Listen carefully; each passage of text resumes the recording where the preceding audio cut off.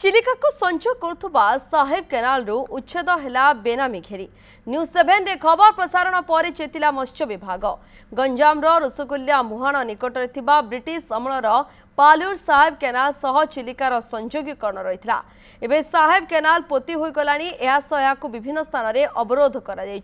किछि असाधु व्यक्ति बेआईन भावे बेनामी घेरी रखिते जहाँफल रुसकुलिया चिलिका को माछ जाण नजिबा हेतु माछ चिंगुड़ी कंकड़ा आदि संख्या दिन को दिन लोप पाइबाकू बसिलानी। बहु मत्स्यजीवी नाही नथिबा असुविधार सम्मुखीन होउथिले एपरिकी बहु मत्स्यजीवी माछ धरिबा छाड़ी पेटपाटना पाई दादन खटिबाकू गलेनी। एनी बारंबार अभियोग होई आसुथिला। एनी न्यूज 7 रे खबर प्रसारण पर चेतिछि प्रशासन। गंजाम जिलापालक निर्देश क्रमे मत्स्य विभाग एक टीम स्थिति अनुधान करने सह समस्त तथ्य जिलापाल को प्रदान करते पर जिलापाल निर्देश क्रमे गंजाम तहसिलदार मत्स्य विभाग अधिकारी और पुलिस उपस्थिति रे साहेब केनाल रे अवरोध थिबा बेआईन घेरी भंगा जाइथिला।